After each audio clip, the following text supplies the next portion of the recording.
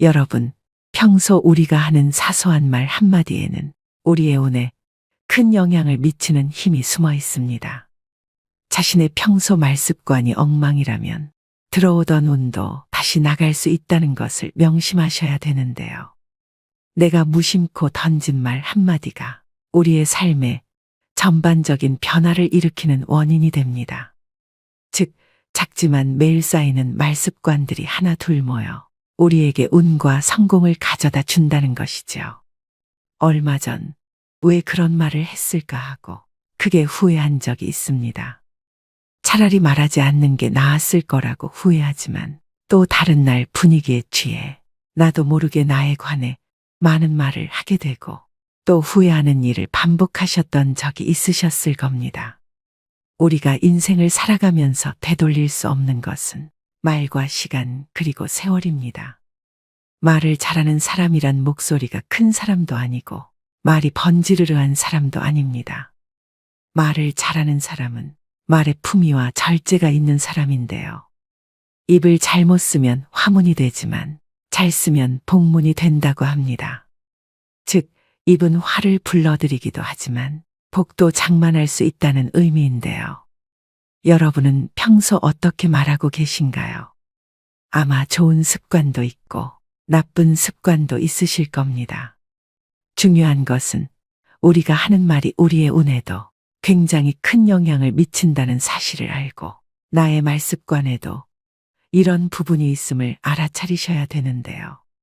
그것을 구분해 자신의 말습관을 더 좋게 바꾸려고 노력한다면 여러분의 말년운도 더 좋게 바뀌어 불시에 들이닥칠지 모를 그 어떤 불행도 막아줄 것입니다. 그렇다면 말년에 불행하지 않으려면 어떤 말을 조심해야 할까요? 그래서 오늘은 나이가 들수록 조심해야 하는 말에 대해서 말씀드리려고 합니다. 이런 말버릇만 조심하신다면 말년에도 운이 살아나고 편안한 노년을 보내실 수 있으실 겁니다.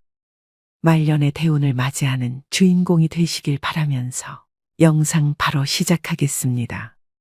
말년운을 달아나게 만드는 말. 첫 번째는 나의 약점은 절대로 말하지 마세요. 우리는 인생을 살면서 수많은 사람들과 만나고 또 헤어지곤 합니다. 그중 일부와의 관계가 깊어지면서 나 자신의 약점이나 과거의 잘못된 일을 호기롭게 털어놓곤 합니다. 힘들 때 누군가에게 이야기해서 공감이나 위로받고 싶은 마음이 들죠. 말하고 나면 왠지 조금은 속이 후련해진 기분이 들기도 합니다. 하지만 그때뿐이란 것과 왠지 모를 공허함이나 찝찝한 기분을 느낀 적이 있으실 겁니다. 그렇기 때문에 힘든 이야기는 하지 않는 것이 좋습니다. 가까운 사람에게 힘든 이야기도 말하지 못하면 그게 깊이 있는 관계일까, 속 얘기 안 하는 게 친구인가라는 생각이 드실 수 있습니다. 분명한 것은 친구든 지인이든 그들은 결국엔 남이라는 것입니다. 대부분의 사람들은 힘든 이야기나 내 약점을 공유하면 더 깊은 인간관계로 지속된다고 착각을 하며 사는데요. 얼마간은 지속될 수도 있겠지만 관계라는 것은 영속적이지 않기 때문에 결국엔 지나고 보면 거의 대부분의 이런 대화는 자기 자신에게 화살로 돌아옵니다. 또 다른 힘든 상황이 생기게 되면 내 얘기를 들었던 사람은 그것을 근거로 생각하기 마련입니다. 어느 날 말한 나의 힘든 이야기는 듣는 사람에게 나에 대한 편견과 색안경을 씌워주는 것과 같죠. 또 자칫 잘못하면 여러분이 오랫동안 쌓아온 이미지가 무너질 수도 있고 극복하지 못한 과거의 약점은 현재의 더 큰 부담이 될 수 있습니다. 아라비아의 격언을 보면 생활의 지혜가 담겨 있습니다. 적에게 알려서 안 될 일은 친구에게도 알리지 말라.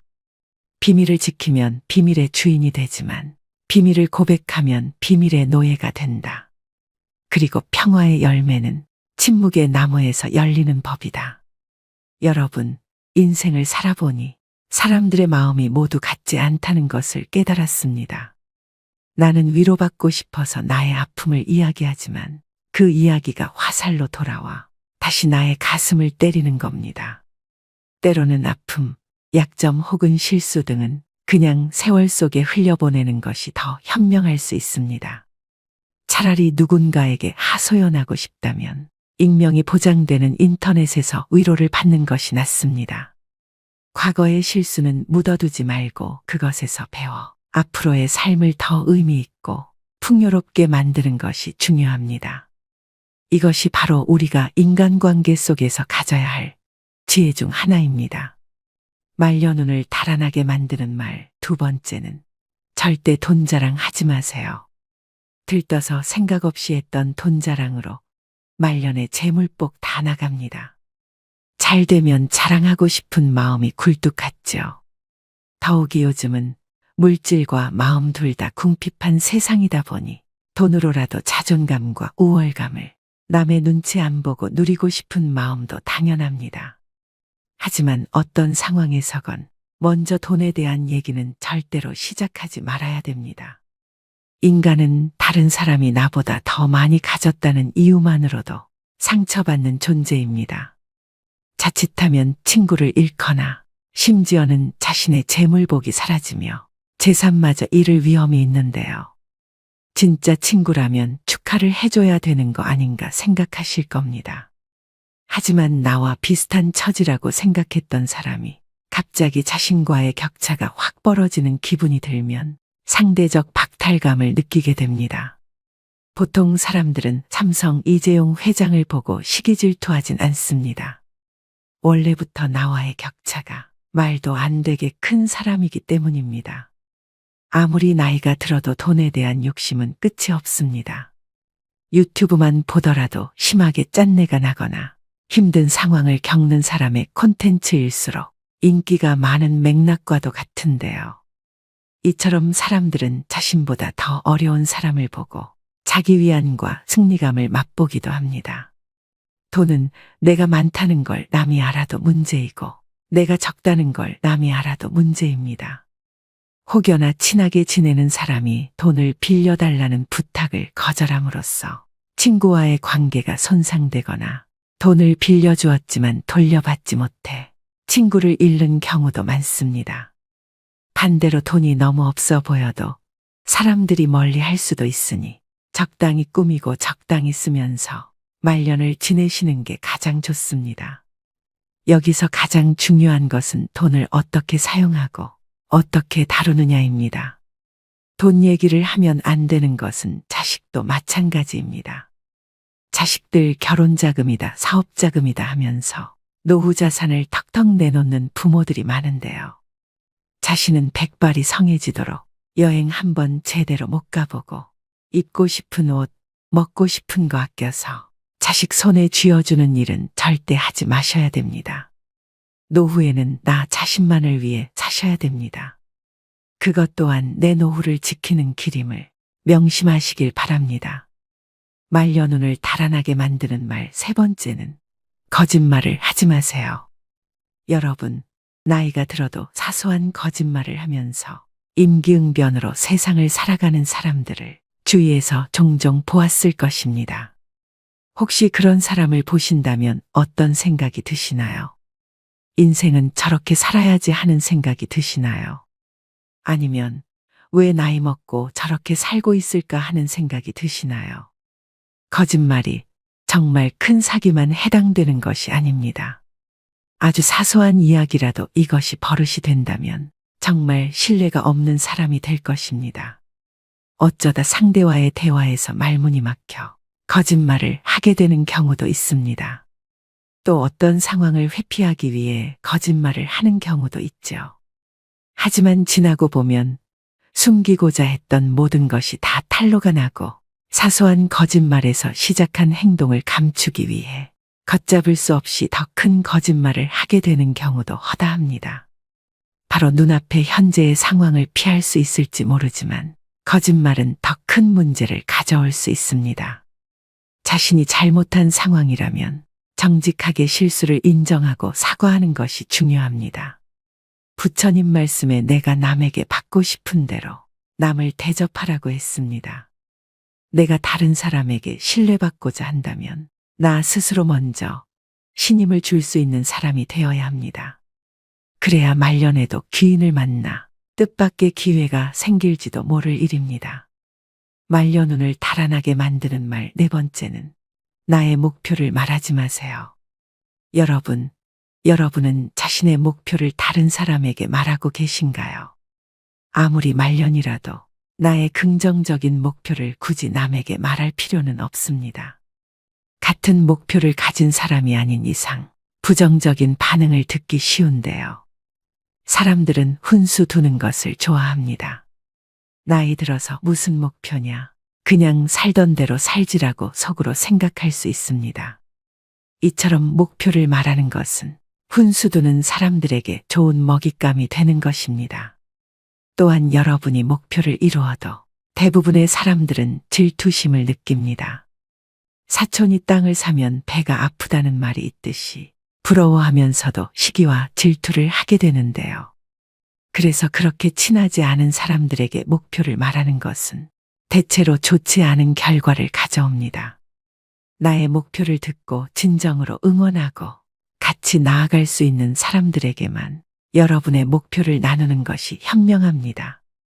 여러분의 꿈과 목표는 소중하므로 그것을 함부로 다른 사람들에게 말하지 않고 자신의 길을 묵묵히 걸어가는 것이 중요합니다. 노년에 조용히 혼자 그동안 해보지 못한 나만의 버킷리스트를 하나씩 성취하면서 행복을 느끼는 것이 인생 말년의 낙인 것입니다. 성공하고 나서 말해도 늦지 않습니다. 한없이 흔들리는 세상에서 흔들리지 않기 위한 유일한 방법은 눈을 감고 귀를 막고 오감을 고요히 하는 것입니다. 그래야 말년이 편안해집니다. 말년운을 달아나게 만드는 말 다섯 번째는 다른 사람의 단점을 말하지 마세요. 우리는 살면서 남의 이야기를 많이 하고 삽니다. 그리고 남의 약점을 이야기하는 것이 좋은 일이 아니라는 건 누구나 다 알고 있죠. 하지만 우리가 살아가면서 어떻게 남 이야기를 안 하고 살 수 있을까요? 세상 돌아가는 이런저런 이야기를 어떻게 안 하고 살 수 있을까요? 하지만 그럼에도 우리가 남의 이야기를 쉽게 하는 것을 조심해야 합니다. 남을 헐뜯는 사람은 새 사람을 죽인다고 했습니다. 자신을 죽이고 듣는 사람을 죽이고 비난의 당사자를 죽이는 것입니다. 다른 사람들과 누군가에 대한 비난을 같이 하게 되면 그 순간에는 그들이 나와 한편인 듯 느껴지지만 결정적인 순간에는 결국 서로를 의심하게 되는데요. 이로 인해 신뢰가 요구되는 좋은 기회들이 내게 왔을 때 놓치게 될 것입니다.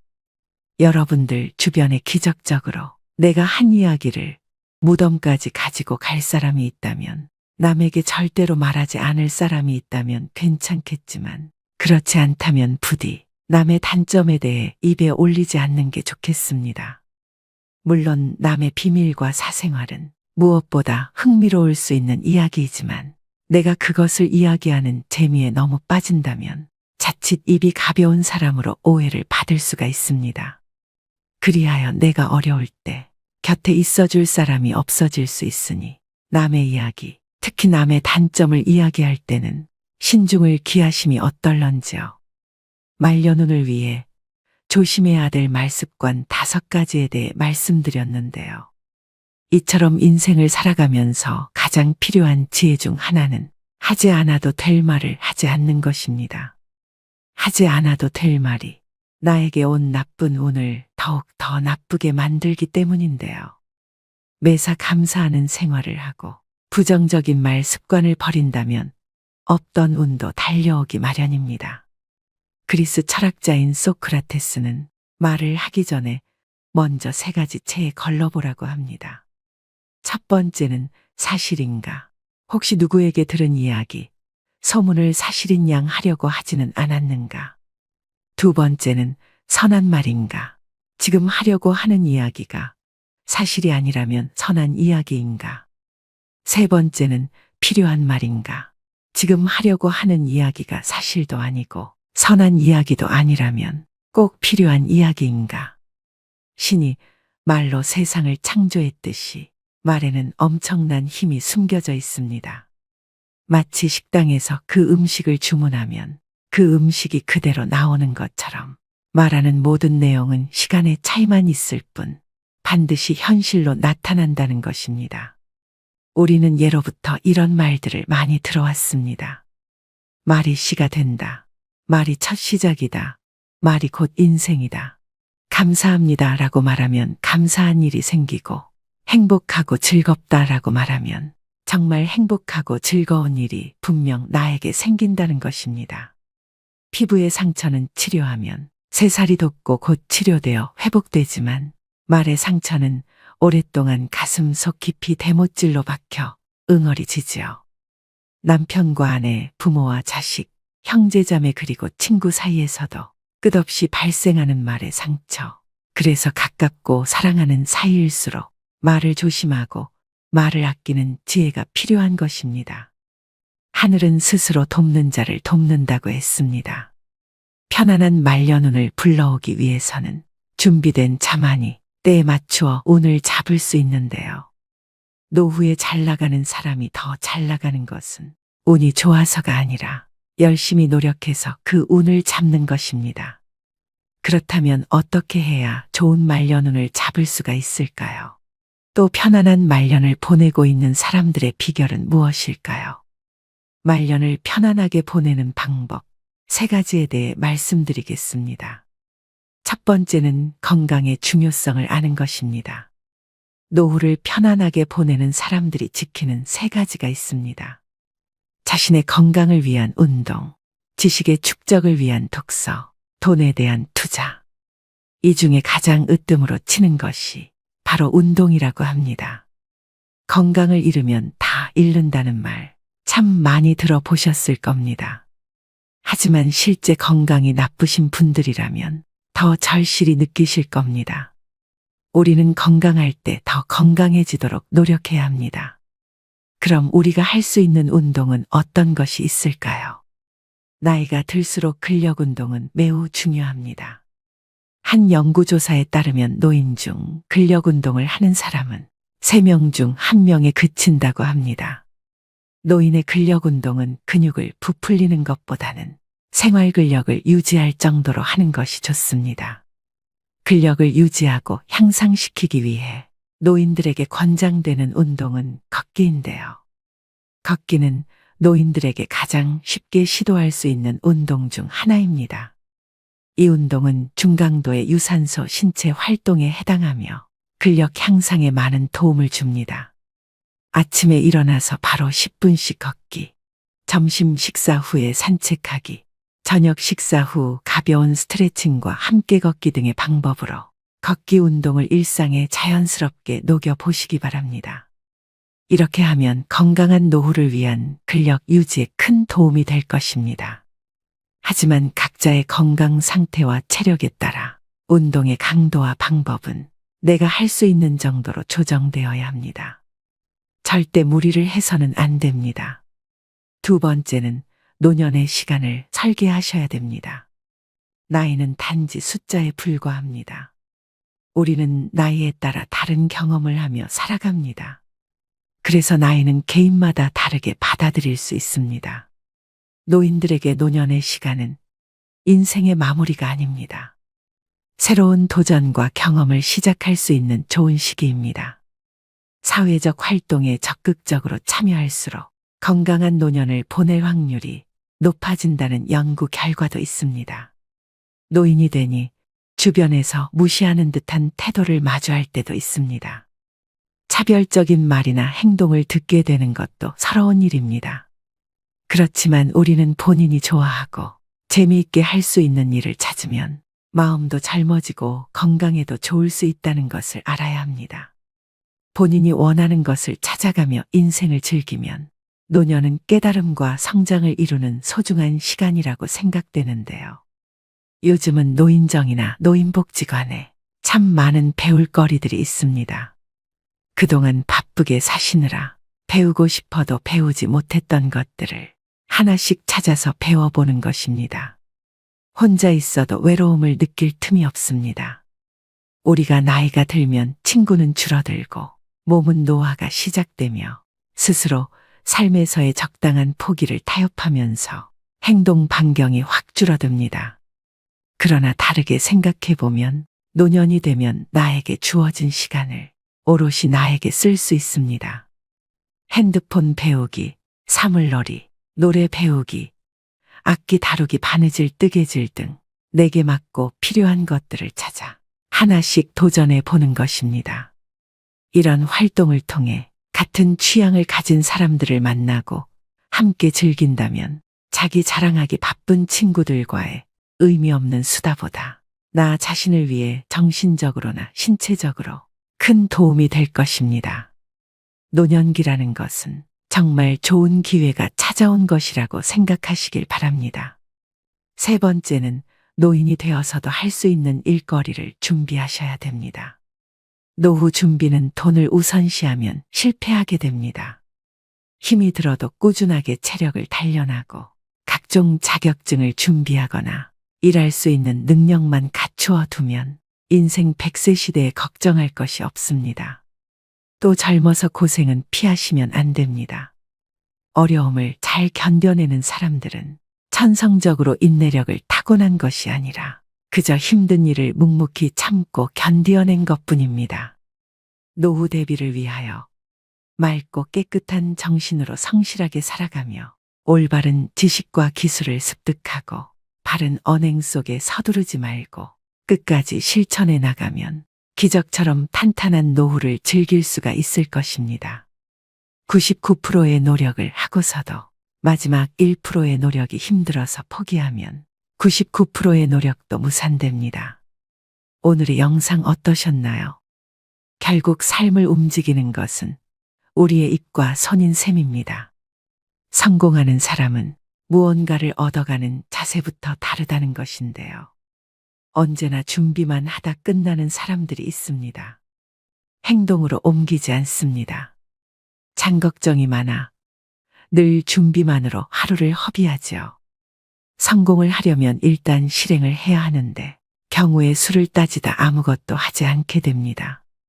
언제나 가능성 있는 존재로만 남고 싶어 하는 것입니다. 완벽하게 준비된 모습을 보일 때까지 여러분을 기다려주는 것은 없다는 것을 명심하셔야 됩니다. 인간성이 좋은 사람은 처음엔 손해를 보는 것 같지만 나중에는 반드시 성공합니다. 유능한 사람이라는 말보다는 믿을 수 있는 사람이라는 말을 듣는 사람이 되시길 바랍니다. 양보하고 배려하고 더 겸손하시면 나의 말년복은 저절로 따라오게 되어 있습니다. 욕심을 버리고 100만큼 일하고 80만 바라면 120의 운이 들어온다고 합니다. 원망하는 생활을 하는 사람은 운이 달아나지만 감사하는 생활을 하는 사람은 하늘의 보호를 받아서 하는 일마다 좋은 운을 부르고 행복을 누리게 되는데요. 사람다운 사람, 진짜 사람이 되면 운이 저절로 따라오는 법입니다. 오늘 말씀드린 지혜를 그대로 행하시는 분들은 운이 활짝 열릴 것입니다. 오늘도 노후의 지혜와 함께 해주셔서 감사드립니다. 황금빛으로 무르익어가는 여러분의 지혜로운 인생을 언제나 응원합니다.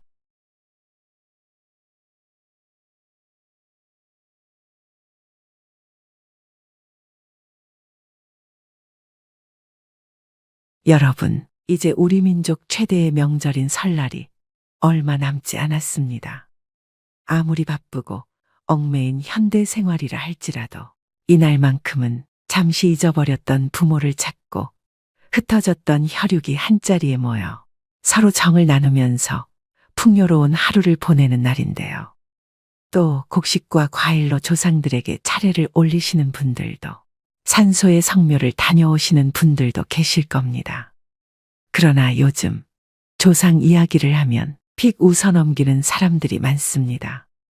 핵가족으로 점점 확산되어가는 세상에 살아있는 부모도 잊어버리는 판국인데 죽은 조상까지 기억한다는 것은 우스꽝스러운 일이라고 말하는 사람들도 있죠. 하지만 같은 혈통을 이어준 우리의 뿌리와 어찌 무관할 수 있을까요? 뿌리 없는 나무는 없듯이 조상 없는 자손은 없습니다. 부모를 잘 모시지 않고 조상님을 잘 대우해주지 않으면 우리는 결코 편안한 삶을 살 수가 없습니다. 여러분, 조상복이라는 것은 우리가 가질 수 있는 후천운 중 가장 중요한 요소 중 하나입니다. 조상은 돌아가신 뒤에도 반드시 여러분에게 음으로든 양으로든 영향을 주고 있습니다. 하여 과거 명당의 묘를 쓰면 후손이 번창한다고도 하였고 또 흉당의 묘를 쓰면 후손이 멸문하기도 한다고 했죠. 설날에 차례를 지내시는 분들은 조상님의 은덕을 추모하고 저 세상에서나마 이 세상에 사는 자손들을 지켜달라는 기원을 바치실 텐데요. 그 조상이 여러분에게 복을 주는 것, 그것이 바로 제사상을 바르게 차리는 것으로부터 시작을 한다는 것입니다. 마치 덩쿨이 있는 음식을 올리면 후손의 일들이 계속 꼬이고 막히게 된다는 말이 있는 것처럼 아무리 좋은 음식이라도 제사상에 절대 올리지 말아야 하는 그런 음식이 있습니다. 그래서 오늘은 제사상에 절대 올리면 안 되는 음식과 산소에 가져가면 조상덕을 볼 수 있는 음식을 각각 말씀드리려고 합니다. 오늘의 영상 끝까지 시청하셔서 조상님의 은덕인 조상복 절대 놓치시지 않길 바랍니다. 제사상에 절대 올리면 안 되는 음식 첫 번째는 복숭아입니다. 여러분, 이 복숭아는 귀신을 쫓는 과일입니다. 그래서 무당이 굿을 할 때나 귀신 들린 사람을 위하여 푸닥거리를 할 때에는 복숭아 나무 가지를 사용하곤 했다고 합니다. 봄에 복숭아 나무가 가장 먼저 양기를 최대치로 머금고 가지를 뻗기 때문에 동쪽으로 뻗은 복숭아 가지만 사용했다고 하는데요. 동쪽으로 뻗은 가지를 쓰는 이유는 태양은 동쪽에서 들기 때문에 가장 먼저 태양이 품고 있는 양기를 흡수하여 간직하기 때문입니다. 그래서 복숭아가 상에 올려지면 조상의 혼이 못 온다는 말이 있습니다. 또 털 달린 것은 부정하다고 해서 최고로 좋은 것만 올리는 귀한 상에 합급으로 여겨지는 복숭아를 제사상에 놓지 않는다고 합니다. 과거 우리 고택들 어디에도 집안에 복숭아 나무가 있는 경우는 없었습니다. 또 풍수에서도 복숭아 나무 근처에는 절대 묘를 쓰면 안 된다라고도 말을 하고 있습니다. 조상님들이 여러분을 만나러 올 수가 없고 절대 여러분에게 어떠한 복도 줄 수가 없게 됩니다. 그렇기 때문에 생전에 고인이 아무리 복숭아를 좋아하셨다고 하더라도 절대 제사상에는 복숭아를 올리시면 안 된다는 것을 기억하셔야 됩니다. 제사상에 절대 올리면 안 되는 음식 두 번째는 끝자에 치자가 들어가는 생선입니다. 바다고기 중에서 치자로 끝나는 고기와 어쩌나 기자로 끝나는 고기가 있습니다. 치자로 끝나는 멸치와 꽁치, 갈치 등은 학급 어종으로 분류가 되기 때문에 제사상에는 조상님에 대한 예로 최상의 음식을 대접해야 하기에 쓰이지 않습니다. 그 이유는 대량으로 몰려다니는 생선을 가장 흔하고 천한 생선이라고 여겼기 때문입니다. 또 치자로 끝나는 생선은 가치가 없는 것이라고 하여 이것을 상에 올리면 형제와 가족 간의 불화를 초래할 수 있다고 하는데요. 반면 어와 기자로 끝나는 흰살 생선인 숭어, 민어, 조기 등은 고급 어종으로 여겨 제사상에 주로 사용됩니다. 또 장어나 가물치처럼 비늘이 없는 어종도 부정하다고 여겨 삼가합니다.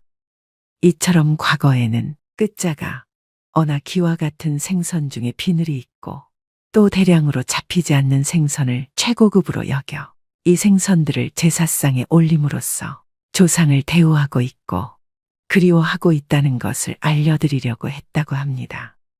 제사상에 절대 올리면 안 되는 음식 세 번째는 마늘이나 고추, 파입니다.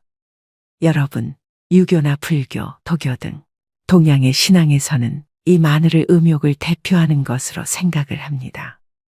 우리의 단군 신화에서도 마늘은 곰을 사람으로 변화시킬 수도 있는 강력한 약초로 여겨져 왔는데 이는 대표적인 양기의 상징입니다. 그리고 현재도 이 마늘을 먹으면 정력이 강해진다라는 이야기가 있으며 이것 때문에 마늘을 드시는 분들도 많이 계실 텐데요. 이렇게 강한 양기를 품은 음식을 제사 음식에 넣게 되면 음기를 가진 영은 다가올 수가 없게 됩니다. 조상님이 감흥을 하지 않는다는 얘기입니다. 한마디로 여러분의 조상님들을 쫓아버리는 음식이 된다는 것이죠. 고추 역시 마찬가지입니다. 태양초라고도 하며 장례식장에서도 귀신이 다가오지 못하도록 하기 위해서 고춧가루를 듬뿍 풀은 육개장을 먹기도 하는 것인데요. 제가 아는 지인이 어머니 산소를 다녀와서 3개월 뒤에 큰 사고가 나 병원에 입원을 했던 적이 있습니다. 그 후에 또 갑자기 잘 다니던 직장에서 권고사직을 당하게 되었는데요. 답답한 마음에 이리저리 원인을 찾아보니 어머니가 생전에 김치찌개를 좋아하셨다고 산소에 고춧가루를 듬뿍 넣은 김치찌개를 올렸다고 합니다. 여러분, 어떻게 생각하시나요? 조상님이 오다가도 빨간 음식을 보시고는 노하시게 됩니다. 이외에도 부추, 달래, 미나리, 후추 등 강하고 자극적인 것 역시 같은 이유로 제사 음식에 쓰지 않으셔야 합니다. 제사상에 절대 올리면 안 되는 음식 네 번째는 막걸리나 소주, 과일주입니다. 여러분, 제사에는 절대 탁한 것과 찌꺼기가 있는 것을 사용하지 않는 것이 예입니다. 제사에 쪽밤같이 변형된 음식을 사용하면 안 된다고 말을 하는 것은 그 후손이 자신에게 주어진 복을 얻지 못하고 변형된 삶, 즉 불행한 삶을 살아가게 된다는 것인데요. 그렇기 때문에 무조건 순수한 쌀로 빚은 곡주여야 하고 경건하고 맑은 술, 즉 청주 같은 것을 올리는 것이 원칙이라는 것이죠. 물론 지방 고유의 전통주들도 가능합니다. 지금까지 많은 분들이 그냥 편하게 막걸리를 사서 제사를 지내셨을 겁니다. 또 이렇게 말씀하시는 분들이 계실 텐데요. 에이, 그까짓 술이 다 술이지 무슨 의미가 있어라고 말입니다. 찌꺼기가 내려앉는 막걸리, 또 막 걸러서 먹는다고 하여 만들어진 막걸리는 그냥 일상에서 먹는 술이지 절대 정성과 의미를 따져야 하는 제사상에는 올려서는 안 되는 술임을 기억하셔야 됩니다. 제사상에 절대 올리면 안 되는 음식 다섯 번째는 붉은색의 곡물입니다.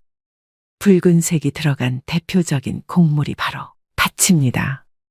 동짓날에 팥죽을 먹는 것은 음기가 가장 강한 날인 동지에 이 양기 곡물인 팥으로 조화를 맞춘다는 의미가 있기도 하지만 사실 이 동지는 귀신들이 가장 많이 돌아다니는 날입니다.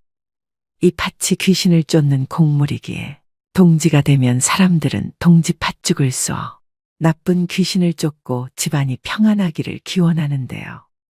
팥시루떡이나 팥앙금이 들어간 떡 역시 제사상에 올리지 않고 보통 팥시루 대신 콩시루떡을 놓기도 합니다. 귀신을 쫓는 부적을 붉은색으로 만드는 이유도 같은 이치입니다. 이렇게 붉은색이 들어간 것은 과일을 빼고는 무조건 피하셔야 합니다. 여러분, 조상님들이 여러분의 융숭한 대접을 흐뭇하게 잘 받고 돌아가셔야 여러분들에게 은덕을 주실 수 있음을 명심하셔야 됩니다.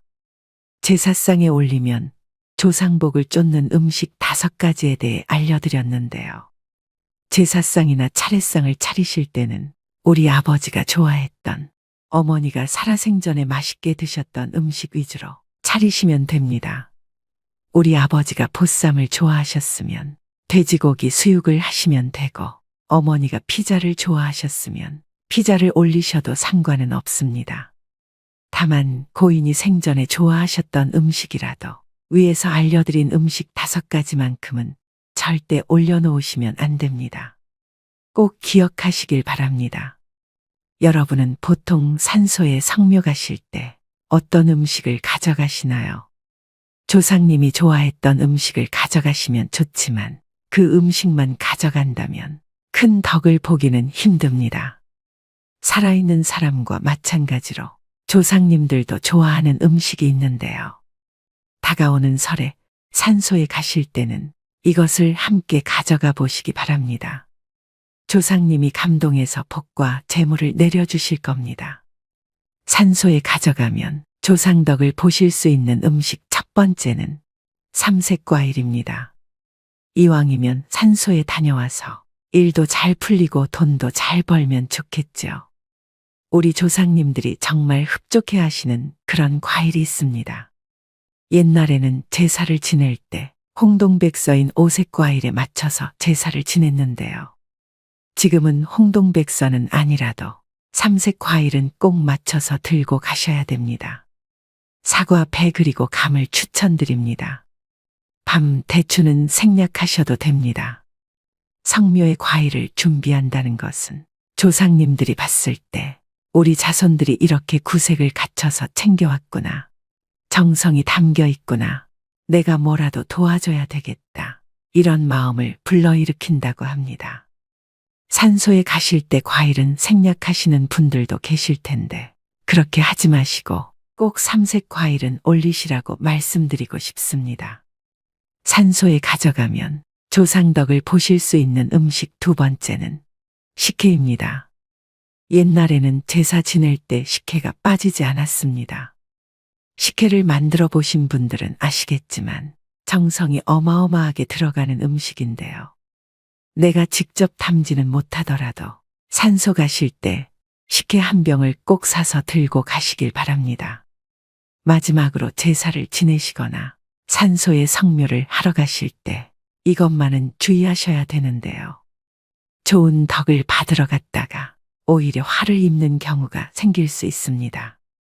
첫 번째로 제사상을 차리기 전에는 반드시 집 청소를 하셔야 합니다. 여러분, 제사상 근처에 절대로 있어서는 안 되는 것이 바로 머리카락입니다. 물론 이 머리카락이 귀신을 쫓는다라는 의미도 있지만 사실 이것은 소홀한 마음입니다. 정성인 것이죠. 음식을 준비하는 정성과 음식을 차리는 정성이 바로 조상님에 대한 존중이고 이해를 갖추는 것입니다. 제사상을 차리시기 전에 반드시 깨끗이 청소하셔야 됩니다. 그래야 여러분들의 정성과 염원이 조상님들에게 그대로 전달이 되어 여러분들은 조상복을 제대로 얻으실 수 있게 됩니다. 두 번째는 제삿날에는 절대 가족 간의 갈등을 보여서는 안 됩니다. 후손들의 화목한 모습 또 다정한 모습을 보여주어야 조상님들 역시 여러분에게 뭔가를 주고 싶어 하시게 됩니다. 그날 하루만큼은 절대 다투시거나 화가 나도 인상을 쓰지 마시길 바랍니다. 그것이 바로 조상복을 제대로 얻는 원칙입니다. 마지막 세 번째는 진짜 중요한 이야기입니다. 산소에 들고 가신 음식이 보통 남으실 텐데요. 그럼 아까워서 이걸 다시 집으로 가져오는 경우가 있습니다. 이런 경우는 탈이 날 수 있기 때문에 조심하셔야 됩니다.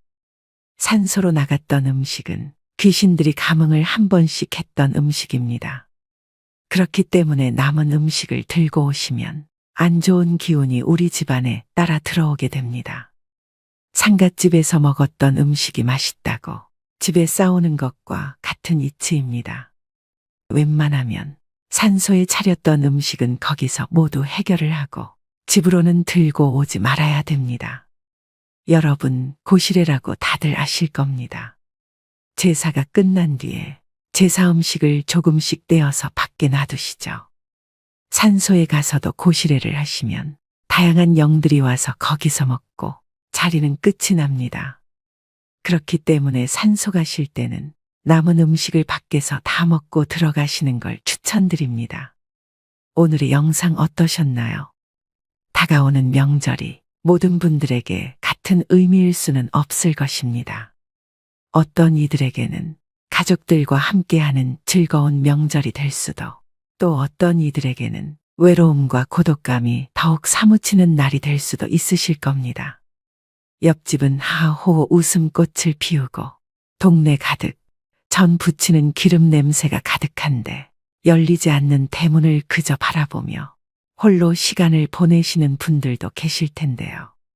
주변에 그런 분들이 계시다면 그날만이라도 서로 맛있는 음식도 나누고 말동무도 되어드린다면 모두가 더없이 풍요롭고 따뜻한 명절이 될 것입니다.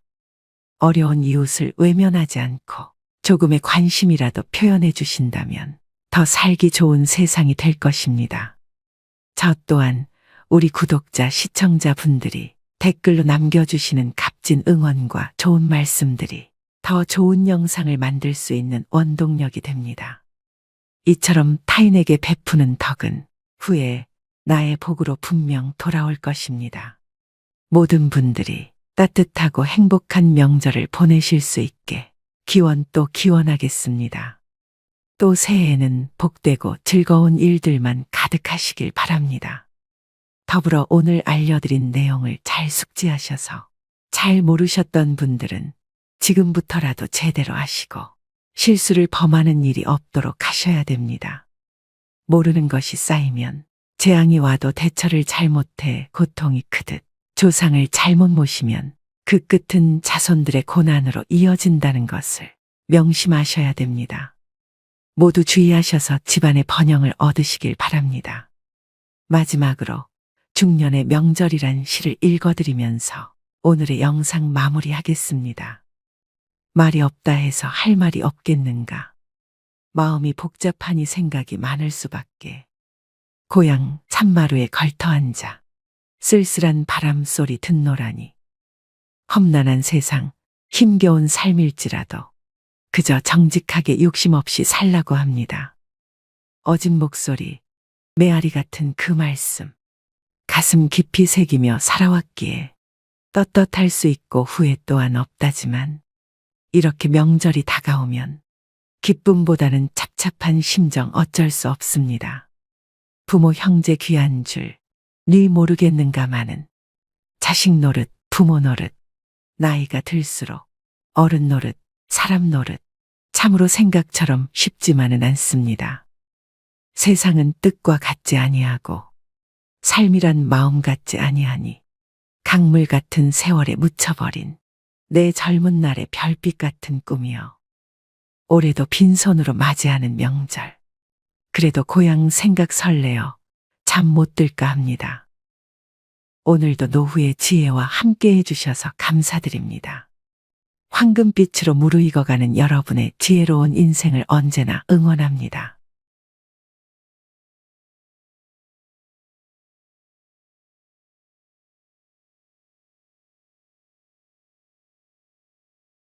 여러분, 나이 들수록 점점 빛나는 사람은 무엇이 다를까요? 다음 6가지 문항 중에서 본인에게 해당되는 문항을 선택해 보시기 바랍니다. 첫째, 다양한 거리를 두는 친구 관계를 맺는다. 둘째, 지금의 내 나이를 아끼고 사랑한다. 셋째, 일과 삶 관계에서 내 가치관대로 산다. 넷째, 새로운 것에 대한 호기심이 있다. 다섯째, 머리를 계속 쓰면서 뇌 건강을 지키려고 노력한다. 여섯째, 노년에 필요한 건강 지식을 습득하고 있다. 이 중에서 모두 해당되시는 분들도 또 몇 가지만 해당되시는 분들도 계실 텐데요. 살다 보면 나도 이제 나이가 들었구나 느껴지는 순간이 있습니다. 나이살 때문에 얇은 옷을 입는 게 부담될 때, 계단을 오를 때마다 숨이 헉헉 차오를 때 등 난데없이 찾아온 신체적 변화가 당혹스럽긴 해도 흐르는 세월 앞에선 속수무책일 뿐입니다. 배우 김혜자님은 이렇게 말합니다. 젊은 사람들은 노년을 안쓰럽게 바라보지만 나이 들어보면 그리 싫지만은 않아요. 아프다가 재밌고 외롭지만 설레죠. 그녀의 말처럼 늙는다는 것은 단순히 심약한 노인으로 끝나는 게 아니라 더 농익은 지혜로 새로운 삶을 찾아 나아가는 여정이 아닐까 싶습니다. 이처럼 세월의 흐름은 누구에게나 찾아오고 시간은 우리를 한 곳에 머무르도록 두지 않습니다. 그런데 나이가 들었다고 관조하며 다 내려놓은 듯 무기력하게 나이 듦을 받아들여야 할까요? 현재의 나이와 상관없이 나이 듦의 가장 중요한 것은 나답게 사는 것이라는 생각이 드는데요. 내가 보낸 오늘 하루가 어땠는지, 오늘의 나는 어제의 나보다 괜찮았는지 살펴보기를 미루지 않는다면 나답게 나이 드는 일도 어려운 일만은 아닐 것입니다. 그래서 오늘은 나답게 나이 드는 즐거움이라는 책을 바탕으로 나이 들수록 점점 빛나는 사람 특징 6가지에 대해 말씀드리겠습니다. 타이베이 의과대학 교수로 30년 넘게 일하며 치매 치료의 최고 권위자인 할머니 의사 류시우즈도 노년에 접어들어 허리 수술, 백내장 수술, 유방암 수술을 받으며 노화를 온몸으로 경험하게 되었습니다. 이후 의사 시절 40년 가까이 노년의학, 특히 치매에 대한 연구를 바탕으로 신체와 정신 건강을 높이고 노화를 늦추는 세심한 가이드를 만들었는데요. 오늘의 영상을 끝까지 시청하셔서 나이 듦의 가치를 깨닫고 하루하루를 귀하게 사는 법을 배우셨으면 좋겠습니다. 구독자 이벤트도 진행하오니 고정 댓글 확인하신 후 신청도 부탁드립니다. 자유롭고 우아한 노년을 위한 할머니 의사의 건강 조언, 인생 조언. 지금 바로 시작하겠습니다. 나이 들수록 점점 빛나는 사람 특징 첫 번째는 자유롭고 독립적인 노후를 보냅니다. 중년 이후 혼자 사는 즐거움. 노인에게 건강하다는 것은 아무런 병에 걸리지 않는 것이 아니라 질병과 잘 공존하는 것입니다. 예컨대 고혈압 등의 만성질환이 악화하지 않게 잘 조절하면서 좋은 신체 컨디션을 유지하는 것처럼 말이죠. 노년에 건강하려면 젊을 때부터 균형 있는 식사와 규칙적인 신체 및 두뇌 운동, 그리고 밤을 새우지 않는 것처럼 몸을 피곤하지 않게 하는 노력이 필요합니다. 고립되지 않도록 느슨하더라도 인간관계를 유지하는 것 또한 필요한데요. 목적이 취미든 봉사활동이든 신앙이든 상관없습니다. 노년층을 대상으로 하는 지방 공공기관이나 지역 대학의 다양한 커리큘럼을 활용하는 것도 추천합니다. 눈높이에 맞는 새로운 공부 주제를 찾을 수 있을 뿐더러 새로운 친구도 사귈 수 있습니다. 나이가 들면 부모님이 안 계시고 형제들은 마찬가지로 늙고 자식은 한창 먹고 살기 바쁘죠. 이때 가장 필요한 사람이 바로 친구입니다. 혼자 살더라도 외롭지 않도록 해주는 존재인데요. 오래된 친구도 좋지만 새로운 친구도 사귀어야 생각의 폭을 넓히고 새로운 시각을 가질 수 있습니다. 태도가 노년의 삶을 결정한다. 일반적으로 나이 든 사람들은 남들이 비교적 늙었다고 생각하는 반면 자신은 비교적 젊게 느끼며 실제 나이보다 수세 살 이상 적다고 생각한다고 하는데요. 영국에서 진행한 장기 노화에 관한 연구에서 평균 연령 66세의 지역 주민 약 6,500명을 대상으로 당신은 자신이 몇 살이라고 생각하나요? 라는 설문을 실시했더니 70%가 자신을 실제 나이보다 최소 3살 정도 젊다고 생각했고 25%가 실제 나이와 비슷하다고 생각했습니다. 놀라운 점은 스스로 늙었다고 생각하는 사람의 사망률이 41% 높았고 심혈관 질환의 발병률도 높다는 사실을 발견했습니다. 이것으로 볼 때 스스로 젊다고 생각하는 것은 기분을 좋게 만들 뿐만 아니라 향후 사망률도 감소시킬 것으로 예상할 수 있는데요. 이러한 사람들은 강인한 성격과 자신감으로 노년의 삶에 당당히 직면하고 평소에도 자신과 마찬가지로 스스로 젊다고 생각하는 사람들과 주로 어울릴 가능성이 큽니다. 누구에게나 장수의 기회가 주어지는 것이 아니기에 늙을 때까지 살 수 있다는 자체가 행복이라 할 수 있습니다. 나이가 들면 비록 외모가 바뀌고 체력이 약해지고 만성질환에 걸리고 친구들이 하나둘 떠나가지만 동시에 인생의 경험과 지혜가 풍부해지고 새로운 것을 배우거나 제2의 인생을 펼칠 수 있습니다. 노년도 계속해서 성장해가는 과정입니다. 인생은 봄에 밭을 갈고 여름에 작물을 심고 가을에 수확하고 겨울에 저장하는 사계절과 같습니다. 젊은 시절에 노력해서 일구어온 것들을 나이가 들면서 축적하는 것이지요. 무병장수만을 꿈꾸기보다 병에 걸리면 적극적으로 치료하고 병에 걸리지 않았으면 건강한 생활 습관을 유지하면서 최상의 컨디션으로 활기차게 살아가면 됩니다. 따라서 젊을 때 노년을 긍정적으로 생각한다면 저절로 늘 성장하고 건강하며 활기찬 노년의 길로 접어들게 될 것이고 부정적으로 생각한다면 원치 않는 결과를 초래할 것입니다. 결국 여러분이 노년의 삶을 보는 태도가 여러분 노년을 결정한다고 할 수 있습니다. 나이 들수록 점점 빛나는 사람 특징 두 번째는 일과 삶 관계에서 편안함을 찾습니다. 매일 실천하는 6가지 루틴.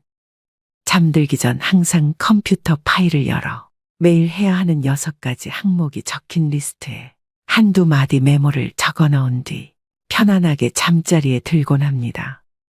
6가지 항목은 운동하기, 지식 쌓기, 나를 사랑하기, 남을 돕기, 해야 할 일 하기, 그리고 감사하기입니다. 운동하기는 최소 40분 걷기, 지식 쌓기는 주로 책을 읽는 것으로 대체합니다. 이로써 몸과 두뇌를 건강하게 만들 수 있다는 만족감이 듭니다. 나를 사랑하기는 맛있는 것 먹기로, 남을 돕기는 칭찬하기로 실천합니다.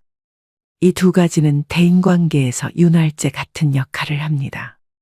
마지막으로 감사하기는 대중교통에서 자리를 양보받을 때 실천합니다. 은퇴란 직장에서 은퇴한 것을 뜻하는 것이지 삶을 은퇴한 것이 아닙니다. 때문에 저절로 눈이 떠질 때까지 늘어지게 자고 되는 대로 불규칙적으로 사는 것이 아니라 자신의 리듬에 맞는 건강한 삶을 새로 계획해야 합니다. 6가지 항목 중 내가 가장 중요하게 생각하는 것은 감사하기입니다. 인생을 살아가면서 종종 일이 뜻대로 되지 않거나 꼴 보기 싫은 사람을 마주치게 되는데 이럴 때 생기는 부정적인 감정을 스스로 증폭시켜 오히려 세상의 다른 아름다움을 못 보고 지나치는 경우가 있습니다. 매 순간 긍정적인 면을 보고 긍정적으로 생각하는 습관을 기른다면 감사하는 마음이 자연스레 생겨납니다.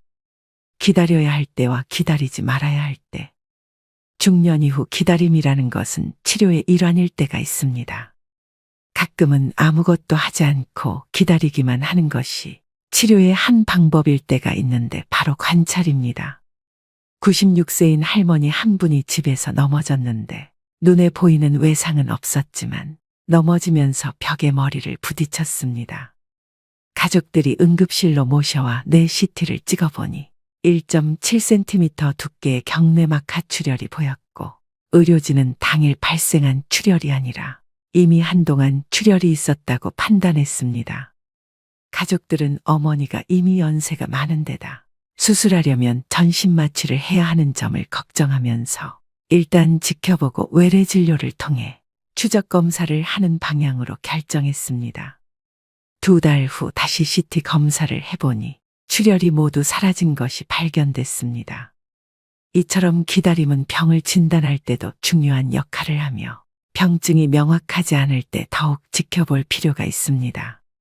예를 들어 파킨슨병 환자들은 처음에는 다른 증상 없이 단지 걷는 속도가 조금 느려집니다.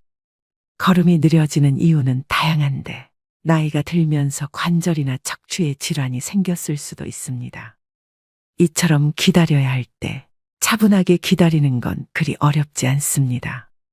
다만 기다리지 말아야 할 때를 알아채고 곧바로 행동을 취하는 것이 어렵습니다.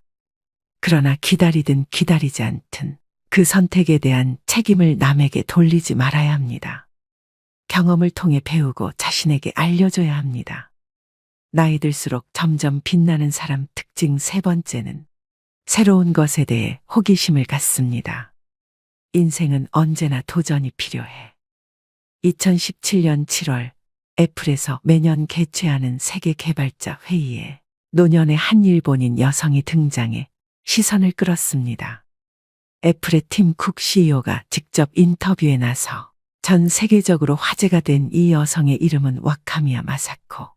당시 만 82세였던 그녀는 세계 최고령 앱 개발자이자 노인들의 스티브 잡스로 세상에 소개됩니다.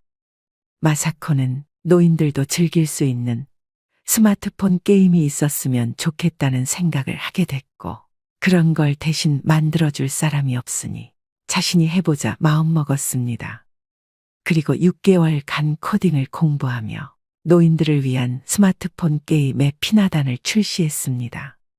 환갑에 처음으로 컴퓨터를 구입할 정도로 컴퓨터와 무관한 삶을 살았던 그녀가 전 세계가 주목한 앱 개발자가 된 것입니다.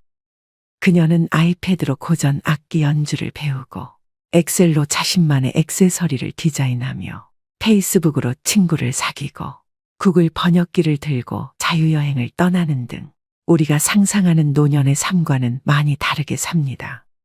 그 비결은 무엇일까요?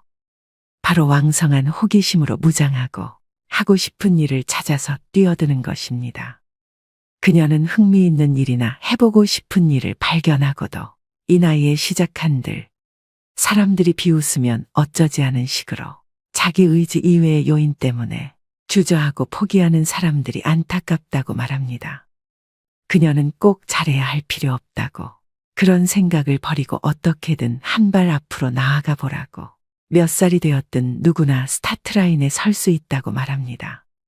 서두르지 않고 느긋하게 자신에게 소소한 즐거움을 주는 일을 하나씩 추구하다 보면 나이와 상관없이 자신의 삶을 조금씩 윤택하게 바꿀 수 있다고 말입니다.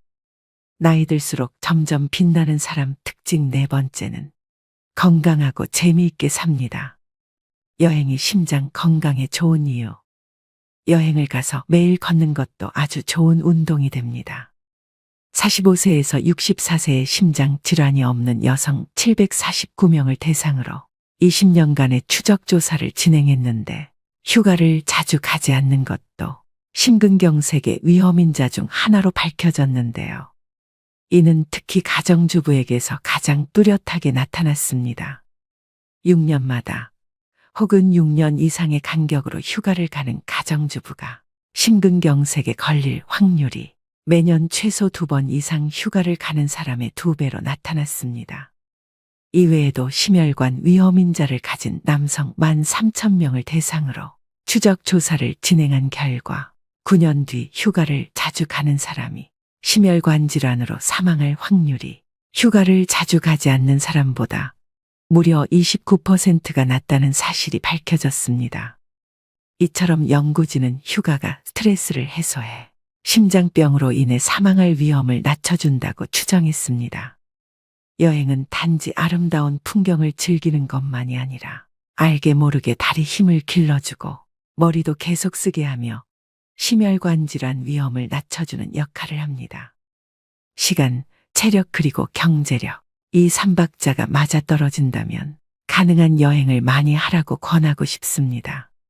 몸과 머리는 바쁘게, 마음은 편안하게, 노년층에게 있어 많은 돈이 들지 않고 언제 어디서든 혼자서 할 수 있는 운동이 바로 걷기인데요. 체력이 좋을 때는 친구들과 등산을 하거나 혼자 조깅을 하고 점차 나이가 들면 언덕길, 공원 오솔길을 걷습니다. 비가 올 때, 너무 춥거나 더울 때는 대형 쇼핑몰 같은 곳을 거닐어도 좋습니다. 매일 전통시장을 들르는 것도 좋은 방법입니다. 무엇이든 꾸준하게 걷기만 한다면 건강에 큰 도움이 됩니다. 규칙적인 운동은 기분을 좋게 하고 수면의 질을 높여줄 뿐만 아니라 균형 감각을 키워주어 덜 넘어지게 합니다. 고혈압, 당뇨병, 유방암, 치매 등 만성질환에 걸릴 확률 및 사망률을 낮춰주는 것은 물론이죠. 신체 활동을 거의 하지 않는 사람이 하루 15분이라도 꾸준히 운동하면 사망률이 14% 낮아져 수명 또한 3년 늘어나는 것으로 나타났습니다. 구체적으로 어떤 운동을 하면 좋을지 모르겠다는 사람들이 있는데요. 사실 저마다의 취향과 편의성, 그리고 경제력에 따라 자신에게 가장 적합한 운동을 선택하면 됩니다. 운동을 일상생활의 일부분으로 삼아야 꾸준히 지속할 수 있고 효과도 있기 때문입니다. 걷기, 유산소 운동, 스트레칭, 근력 운동, 자전거 타기, 계단 오르기 등 이 6가지 운동이 사망률을 7에서 22% 줄이는 데 효과가 있었습니다. 이것으로 볼 때 걷기가 얼마나 간단하면서도 효과적인 운동인지 알 수 있습니다. 나이 들수록 점점 빛나는 사람 특징 5번째는 머리를 많이 쓰고 많이 움직이고 사람들과 교류를 많이 합니다. 즐거운 식사가 치매를 막는다. 치매를 완벽하게 예방할 수는 없지만 의학문헌에서는 머리를 많이 쓰고 많이 움직이며 집안일을 많이 하고 사람들과 교류를 많이 하면 치매에 걸릴 위험을 낮출 수 있다고 말합니다. 은퇴한 노인들이 자녀의 결혼과 배우자와의 사별로 집에서 혼자 식사를 하거나 간단하게 외식을 하는 경우가 점점 많아지고 있는데요. 노년에는 되도록 가족이나 친구, 가깝게 지내는 지인과 함께 식사하는 것을 추천합니다. 차려지는 음식이 다양해질 뿐만 아니라 웃고 이야기하면서 서로 음식을 권하면서 자기도 모르게 골고루 많이 먹게 됩니다. 음식 투정하는 아이도 학교 식사 시간에 다른 아이들이 먹는 모습을 보면 저절로 밥을 먹게 됩니다. 이처럼 식욕은 서로 전염되기 마련입니다. 저는 60세부터 70세까지가 인생의 황금기라고 생각합니다. 은퇴를 해서 경제적으로 안정되고 자녀들도 독립해서 자유로울 뿐 아니라 신체 능력은 아직 쓸만해서 여기저기 다니기에도 수월합니다. 이때 잘 맞는 친구를 만나 자주 밥을 같이 먹는 루틴을 가지면 좋습니다. 심신 건강에 도움이 될 뿐만 아니라 함께 늙어갈 친구와 함께이니 치매를 예방하는 가장 즐거운 방법임이 틀림없습니다. 치매를 예방하려면 엄마 말을 들어라.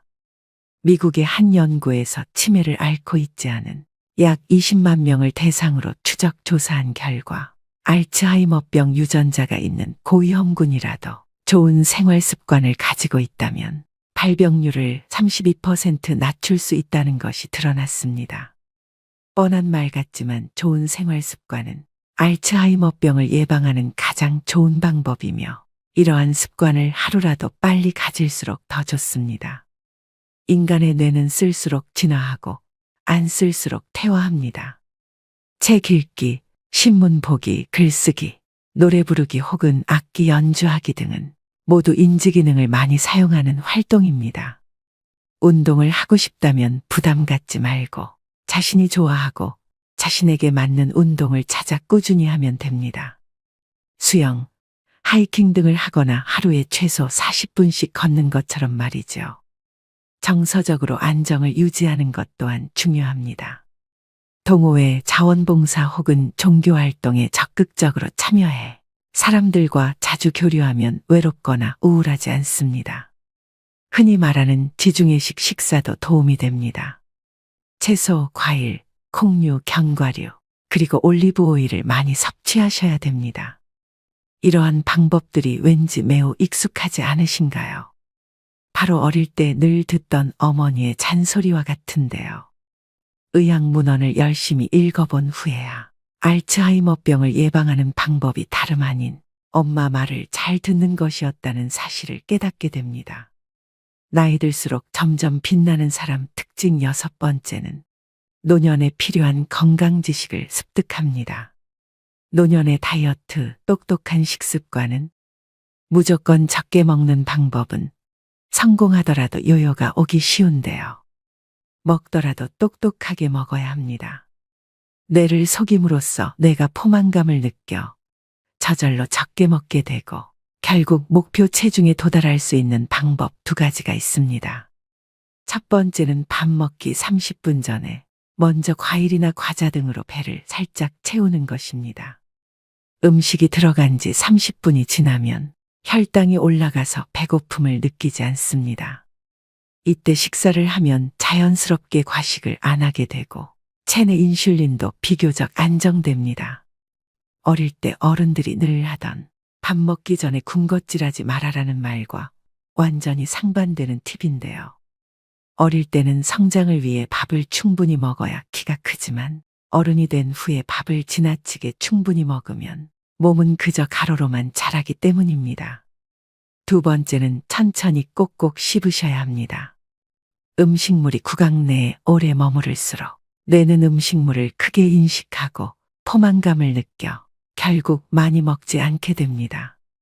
얼마나 오래 씹어야 할까요?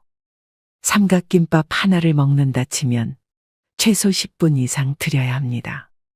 평소 혼자 식사할 때는 한 입 먹을 때마다 스마트폰 혹은 3분 정도 TV를 시청해도 좋은데요. 이렇게 식사 시간을 늘리는 것이 전통적인 식사 방법은 아니지만 꽤 효과적인 방법입니다. 오늘의 영상 어떠셨나요? 산다는 건 좋은 거지. 수지 맞은 장사잔소. 가수 김국환님의 타타타의 가사 일부인데요. 이처럼 살다 보면 즐거울 때도 있지만 그렇지 않은 날도 많습니다. 노후에는 내가 살고 싶은 대로 내가 원하는 삶을 사는 것이 더할 나위 없이 행복해지는 길일 것입니다. 나이가 들어가고 있는 자신을 받아들이고 내가 무엇을 원하는지 내면의 소리에 집중하셔야 합니다. 자기 자신을 받아들이는 순간 인생의 쇄신과 갱신이 자연스럽게 일어납니다. 그렇다고 이 모든 것을 숙명처럼 받아들이며 자신을 방치하라는 말은 아닙니다. 그냥 있는 그대로의 나로 살아가되 자신에게 내재된 미를 발견해내고 그 나이에 맞는 고유한 매력을 하나하나 찾아간다면 나이 듦을 좀 더 편안하게 받아들일 수 있습니다. 계속해서 나다움을 찾고 소소하지만 즐거운 것들을 해나가며 나다운 삶을 그려가는 일은 노년기에 가장 중요한 일입니다. 그때야 비로소 진짜 나를 마주할 수 있고 지혜롭게 나이 들 수 있기 때문인데요. 가끔은 세월의 흐름 속에서 달라져 가는 나의 몸과 마음이 조금은 원망스러울 때도 있겠지만 지금의 변화를 즐겁게 받아들여 보는 건 어떨까요? 지금의 나와 사이좋게 지내며 함께 걸어갈 때 더 자유로운 삶을 살 수 있을 테니 말입니다. 오늘도 노후의 지혜와 함께 해주셔서 감사드립니다. 황금빛으로 무르익어가는 여러분의 지혜로운 인생을 언제나 응원합니다.